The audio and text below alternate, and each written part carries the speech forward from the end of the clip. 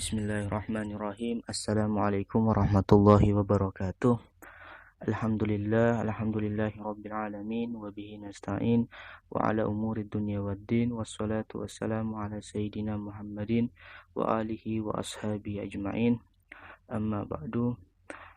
Mazilna fi fatawa Ramadan lil Habib Abdullah bin Mahfuz Al-Haddad rahimahullah. ونستمر إن شاء الله عند قوله عدد ركعات صلاة التراويح. قال الشيخ المصنف رحمه الله تعالى ونفعنا به وبعلومه في الدارين آمين رضي الله عنه. مسألة: ما هو الأفضل في صلاة التراويح 11 ركعة أو 20 ركعة، وما هو ثابت عن الرسول صلى الله عليه وسلم؟ الجواب: إن صلاة التراويح هي من قيام الليل، وقد طلب النبي من أمتي قيام رمضان من غير تحديد، فقال: من قام رمضان إيمانا واحتسابا غفر له ما تقدم من ذنبه، وفي رواية كتيبة وما تأخر. ولم يثبت عن الرسول صلى الله عليه وسلم في قيام ليالي رمضان عدد محدود. وقد أجمع الصحابة في عهد أمير المؤمنين عمر بن الخطاب رضي الله عنه على صلاتها 20 ركعة ثم يوترون ب3، والنبي صلى الله عليه وسلم يقول: اقتدوا بالذين بعدي أبو بكر وعمر، ويقول صلى الله عليه وسلم: عليكم بسنتي وسنة الخلفاء الراشدين، وهذه من سنتهم.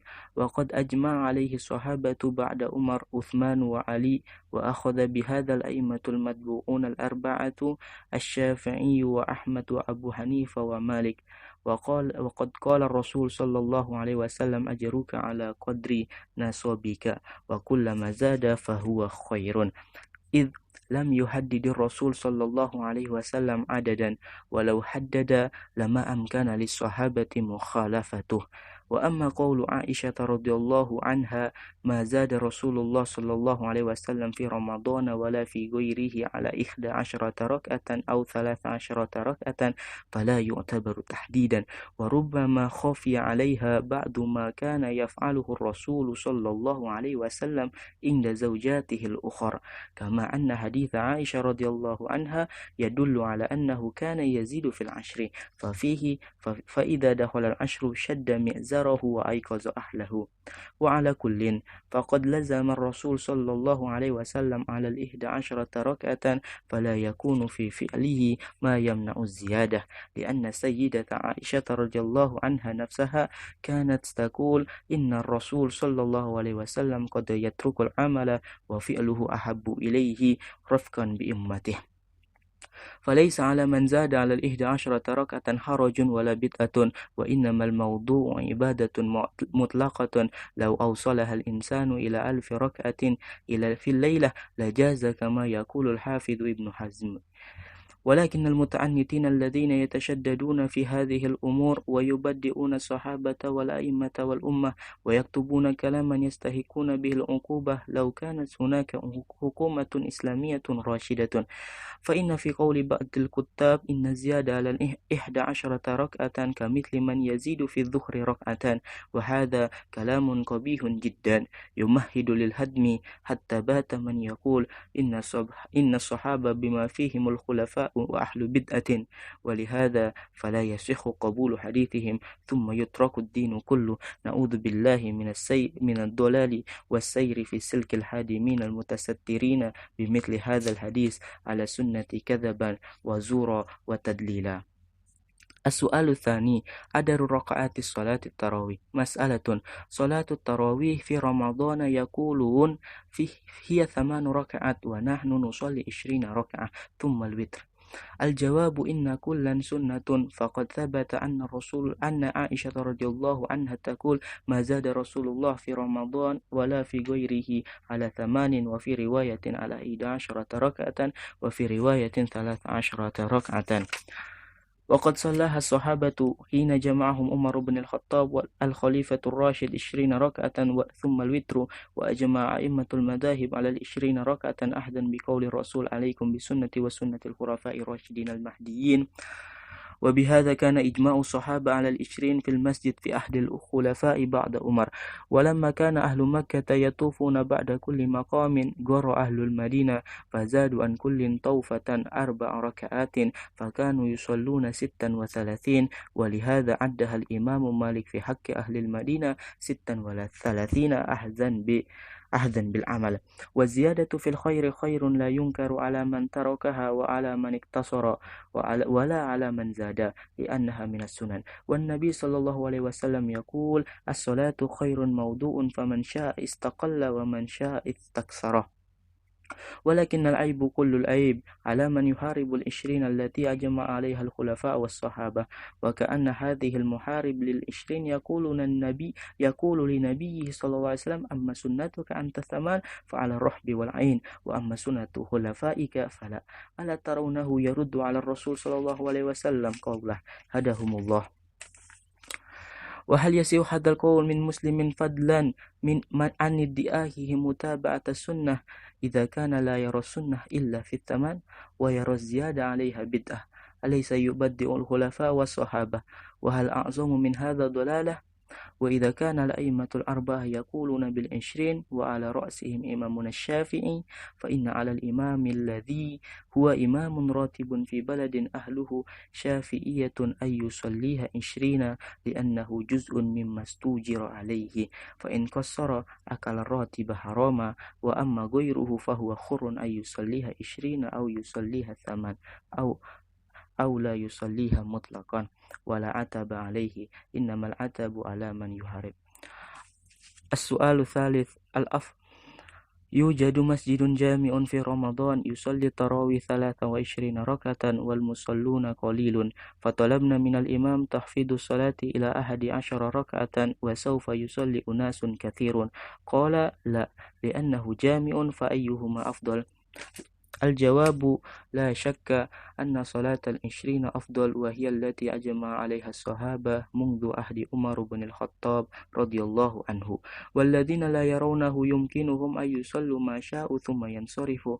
أما الاشتراط على الإمام أنه لا يصليها الأكثرون إلا إذا خفضها فهذا كلام أناس بلغ بهم التعنت والحرمان مبلغ لا يفسره إلا الأخذ بقول بعض الكتاب الذين يريدون أن يفرقوا بين المسلمين. وهذا شهر رمضان المعظم حث الرسول على قيام ليله فقال من قام رمضان إيمانا واحتسابا غفر له ما تقدم من ذنبه وفي رواية وما تأخر. وأجمعت المذاهب الأربعة أن صلاة التراويح 20 ركعة، فالذين يطالبون بالتخفيف إلى 11 ركعة يريدون فرضها على الناس إنما يحاولون من الخير. Ya, alhamdulillah kita masuk pada pembahasan sholat ada jumlah rakaat pada sholat tarawih. Jadi muallif yaitu Sayyid Abdullah bin Mahfuz Al-Haddad, beliau berkata ada yang bertanya kepada beliau berapa rakaat yang paling afdol antara 20 rakaat atau 8 rakaat. Dan apa yang benar-benar datang dari Rasulullah, apakah 20 rakaat atau 8 rakaat? Beliau menjawab bahwa sholat tarawih itu adalah sebagian dari menghidupkan malam-malam pada bulan Ramadan. Dan Rasulullah Shallallahu Alaihi Wasallam sudah menuntut kita dan menganjurkan kita untuk menghidupkan bulan Ramadan tersebut sebanyak-banyaknya tanpa membatasinya sedikit pun. Dan memang tidak ada kita dapatkan di sana hadis yang membatasi adad rakaat, membatasi jumlah rakaat tersebut untuk menghidupkan qiyamul lail pada bulan Ramadan, itu kita tidak dapatkan. Dan selain itu para sahabat itu sudah melakukan ijma atau mereka telah sepakat untuk melakukan sholat tarawih sebanyak 20 rakaat dan melakukan sholat witir setelahnya dengan jumlah 3 rakaat. Itu mereka telah melakukan ijma dengan itu pada zaman Umar bin Khattab. Bahkan pada zaman Utsman dan Ali pun mereka melakukan ijma atau sepakat untuk melakukan sholat witir dengan jumlah rakaat 20.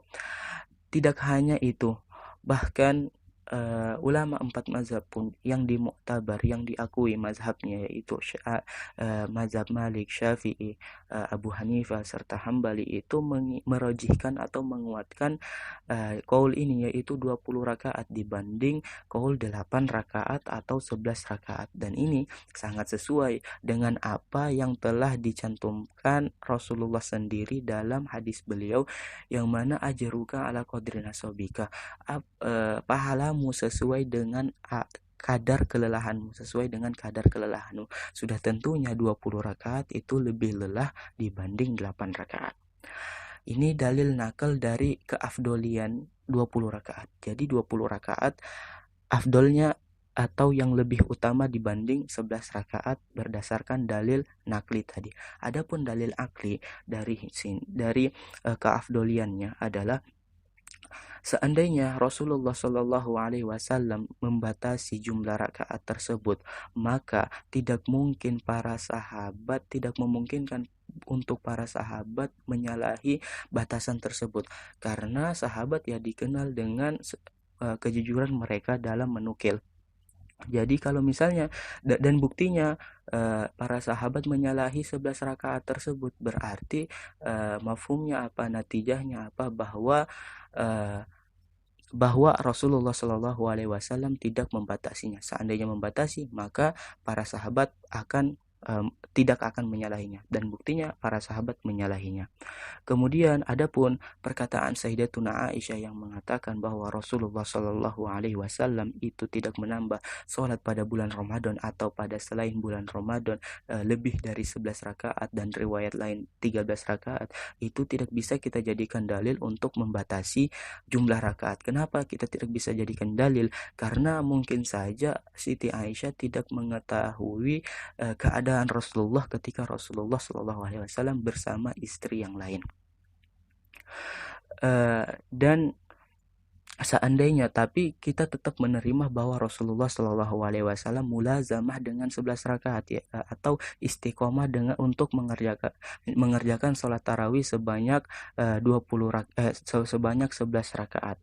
Itu kita tidak bisa pungkiri, tapi itu kita juga tidak bisa jadikan dalil untuk melarang orang-orang mengerjakan 20 rakaat, karena ini sangat sesuai dengan kaidah usul fikih, yaitu tarkun Nabi Shallallahu Alaihi Wasallam laisa nahyan an fi'lihi. Apa yang ditinggalkan Rasul Shallallahu Alaihi Wasallam bukan larangan untuk mengerjakannya.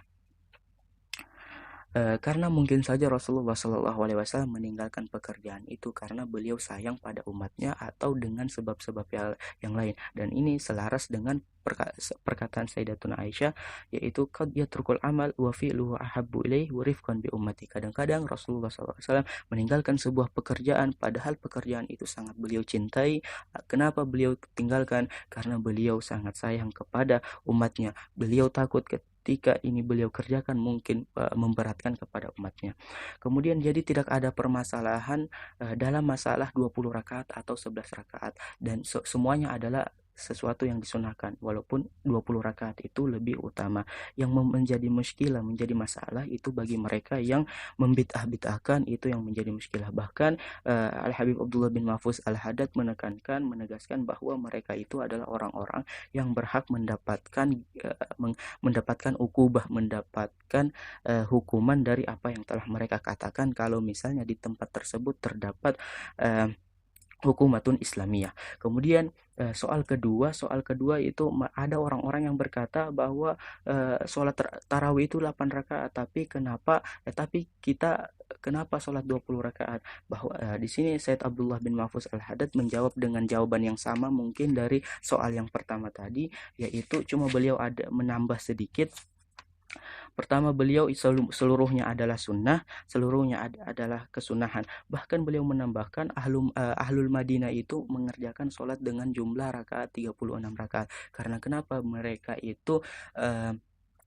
itu cemburu dengan apa yang dilakukan ahlu Makkah, yang mana ahlu Makkah ketika mereka setelah sholat tarawih itu di antara 2 rakaat sholat tarawih mereka melakukan tawaf, sehingga Ahlul Madinah itu cemburu, mereka menggantikan tawaf tersebut dengan dengan mengerjakan sholat sunnah lagi 4 rakaat, dan jadilah jumlahnya 36 rakaat, dan itu yang dirojihkan Imam Malik untuk Ahlul Madinah. Kemudian beliau juga menegaskan bahwa gimana tentang imam rotib. Imam rotib yaitu imam yang digaji dari pemerintah, itu wajib dia untuk mengikuti, kalau misalnya dia bermazhab Syafi'i, wajib dia untuk mengikuti qaul roji dari mazhab Syafi'i itu sendiri, yaitu 20 rakaat, karena beliau dibayar. Adapun orang-orang yang seperti kita yang bukan imam rotib, maka boleh terserah sholat 20 rakaat atau 11 rakaat. Dan seandainya imam rotib tersebut itu sholat 11 rakaat di masjid tersebut, maka dia telah makan gaji yang haram, begitulah kata beliau. Kemudian beliau juga ditanya tentang ada masjid jami yang mengerjakan sholat tarawih itu dengan jumlah rakaat 20, tapi jamaahnya sedikit. Ada seorang makmum yang mengusulkan, gimana kalau kita banyakin, kalau kita sholat dengan jumlah rakaat 11, insya Allah nanti lebih banyak jamaahnya. Beliau menjawab, kemudian imam itu menjawab, enggak bisa, karena masjid ini masjid jami. Maka beliau Said Mahfud Abdullah bin Mahfuz Al-Haddad itu ditanya, gimana, apa yang lebih utama antara jamaah sedikit tapi 20 rakaat atau jamaah banyak tapi 11 rakaat. Beliau tetap merojihkan bahwa isyrina itu 20 rakaat itu lebih afdol, dan beliau memberikan solusi bahwa orang-orang yang ingin mengerjakan 8 rakaat ya ikut aja bersama imamnya, kemudian setelah sampai ada 2 rakaat 8 rakaat maka mereka boleh mufaroqah dari imam. Ya mungkin itu saja jawaban dari beliau.